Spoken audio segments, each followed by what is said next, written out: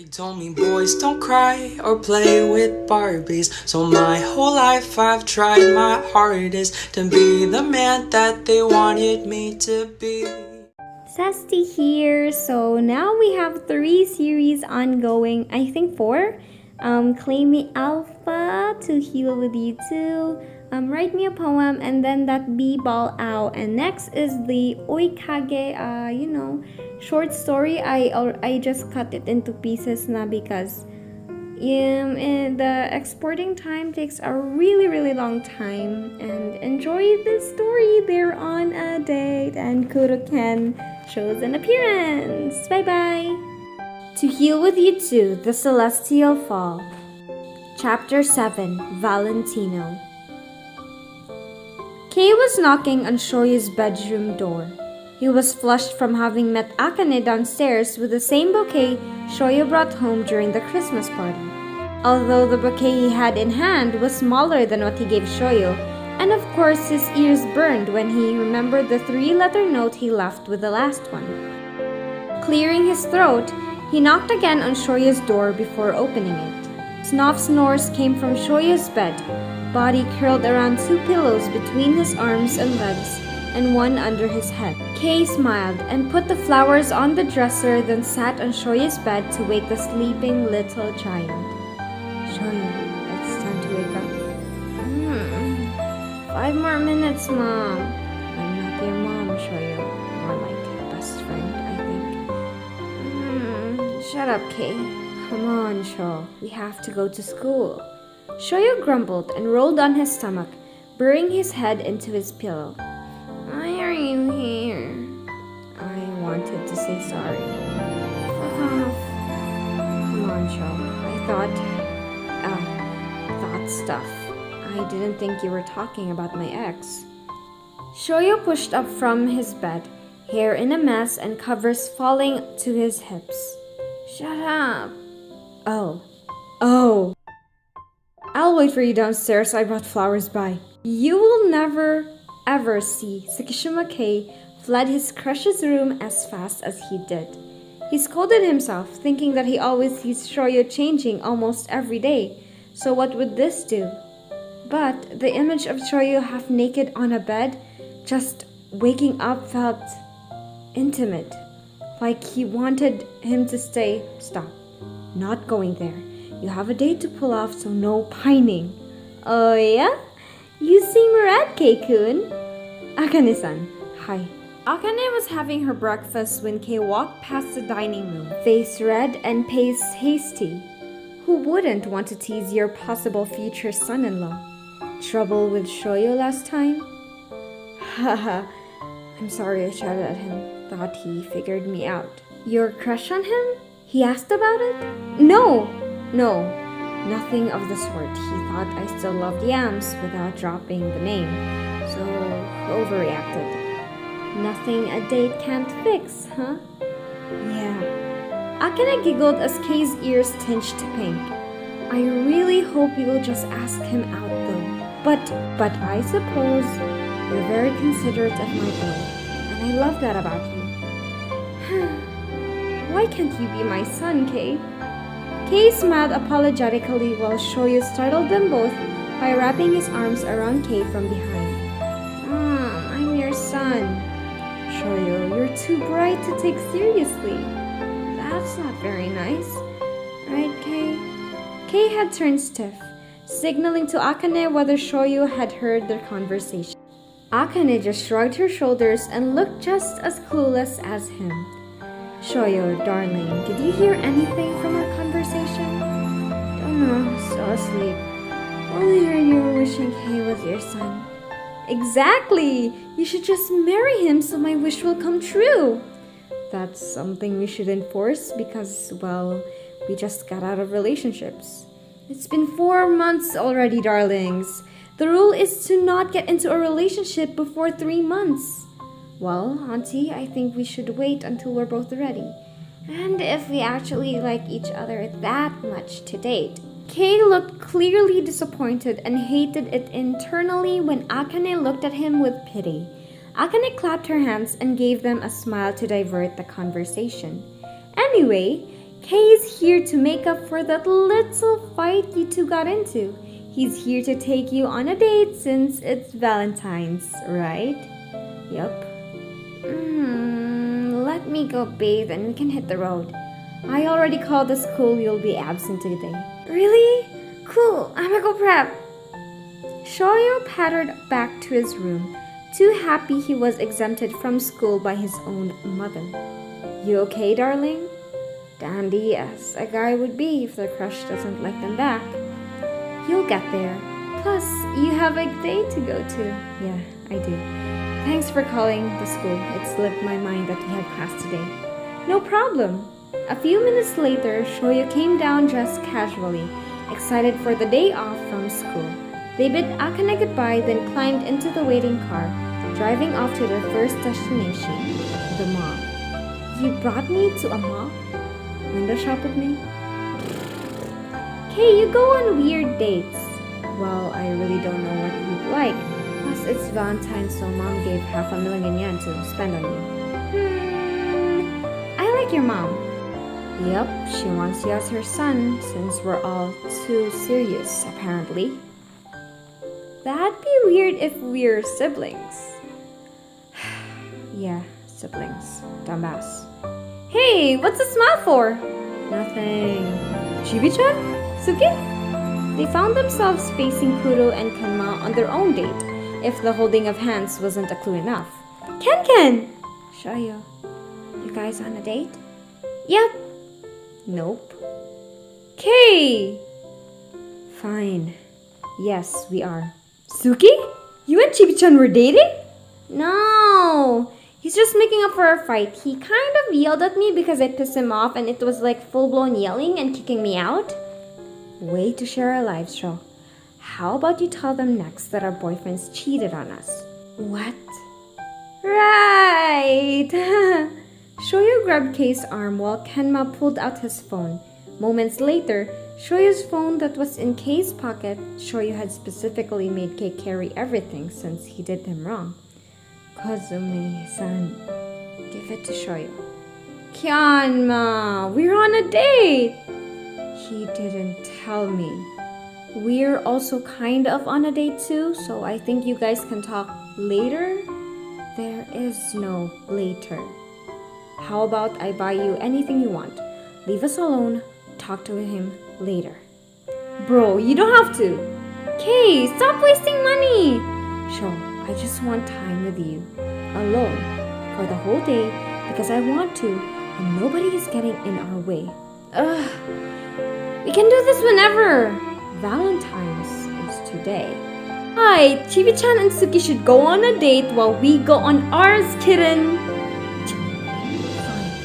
but I expect the truth tonight. He can call tonight and I'll make sure he spills everything so we can have mutual feelings over a certain guy. Now, if you'd excuse us. Kei grabbed Shoyo's hand and offered a forced smile. We have a date to go to. Kei didn't wait for a reply and dragged Shoyo into the nearest clothing store. Clothes? I don't like your style. Too boyish. You're 17. It's clothes, stingy. Don't care. Now stay here and I'll go get you clothes. Yeah, whatever. You're not supposed to do this on dates. The date starts at lunch. This is a hangout which I am splurging on you because you are cute and seeing you wear clothes I bought would be great for me. I am? You look horrible. Shoyo pouted and flipped him the bird. Kei just ruffled his hair and called for the salesman to follow him and bring the clothes. By the way, shirt size? M? Feet? 10.5? You're not buying me the whole outfit, right? Oh, I am. You look ugly in that. How dare you! Yeah, love you too. Kei walked off to the racks of clothes and scrunched up his nose, trying to imagine what style fitted Shoyo. Soon enough, the salesman that followed Kei doubled, and both had piles of clothes Kei thought would look good on Shoyo. That's too much! You try them on and see if we like them. We? Yeah, you're my date and I want you looking like it. More like looking like a trophy wife. Our marriage has been planned already, Sho. If you like me enough to be a trophy wife, then I can call my parents to have us wed. Ah! Shut up! You can't make me change into these. Is that a challenge? Because I will totally strip you. A blush spread on Shoya's cheeks, along with the pout that came with it. Kay knew he was winning the argument as Shoya blushed and gave him a set pair to change into. Now go change so we can get out of here before lunch. The salesman guided them towards the private changing rooms and pushed Shoya behind the thin cloth that hid him as he changed. By the way, this is a clothing shop, not a shoe store. Why ask for my shoe size? Kay was tapping away on his phone to Akiteru, who asked how the date was going. Oh, you know, bodyguards. We have bodyguards with us? I didn't see them though. Oh yeah, they waited outside the store, so I just sent them a message to get you shoes. So you were like shopping for my shoes through your men? Yup, not enough time and they're very stylish. By the way, you're taking too long. Get your ass out of here. Shoya sighed heavily from the other side of the cloth, grumbling as he got out and stood before Kay. You look better already.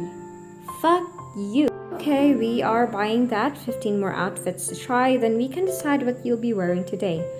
Double fuck you. Also, these clothes are too classy. Shoyo, those are casual clothes, and you look pretty cute, not gonna lie. Shoya just rolled his eyes and went back into the changing room, ignoring Kay's last note on how he looked. Kay didn't bother hiding his laugh and went back to texting Akiteru. How's the date? He looks fucking cute in the clothes I bought for him. God has favorites. You sure you don't want Mom to force Shoya in marrying you? Nope, he'll like me when he does, but cute. You, my dear Ototo, are what we call a simp. Haha, fun. After what felt like a lifetime for Shoyo, it was only 2 hours, they finally chose an outfit he was going to wear, right before lunch too. Kay dragged him into his family restaurant, the manager instantly recognizing him and guiding them to their table. You reserved for us? My family owns the place and Mom really wants us to date. The manager himself served them both and bent over to whisper something to Kay. Soon after, a hidden circular stage with a piano was shown to the diners. Any song you want to play, Sho? No way. That's not for me, right? Well, a date is a date. Kay, a date is going to parks and picnics. Dad does this to Mom every other night. Yeah, I see him doing that. So, any song you want to be played?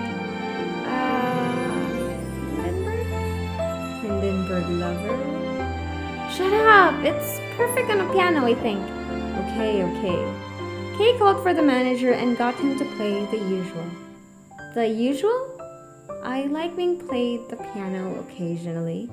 Spoiled. I am. Any problem with that?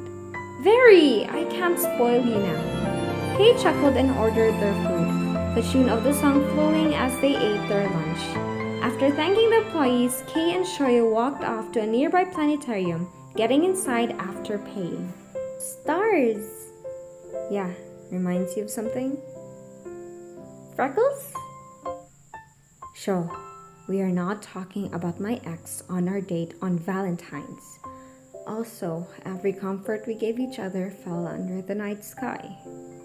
Although we never looked up at the stars since we were too busy looking at each other. Yeah, they're beautiful. Wish I looked up more, huh?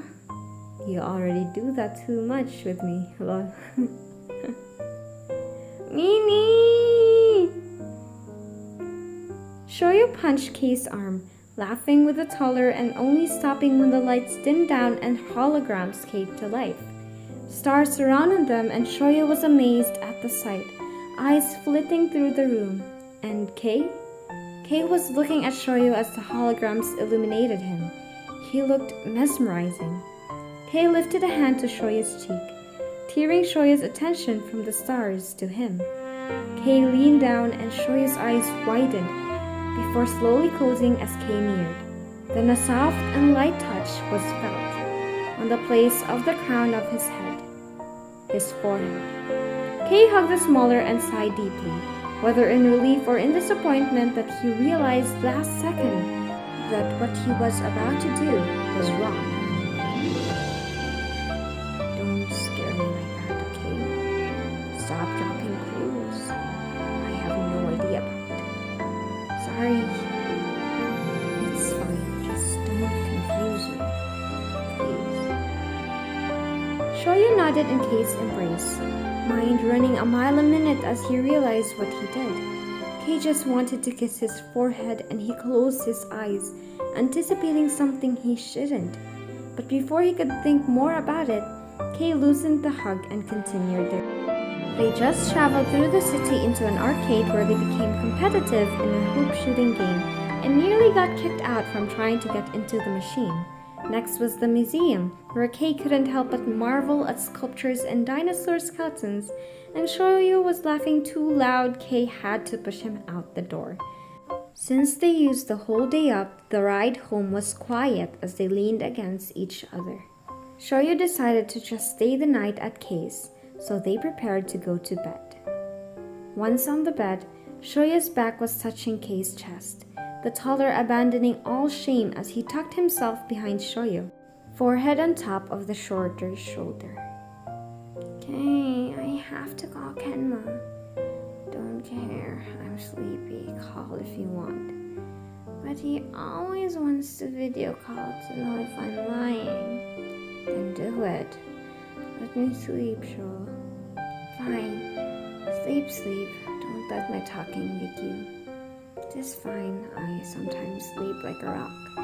Shoyo lifted his arm to pat Kei's head as he rang up to call Kenma. Seconds later, Kenma answered the call with Kuro, and they were shocked at the sight of Shoyo. Shh! Shut up. To be continued. Sorry for the voice quell, I'm not in the usual recording area.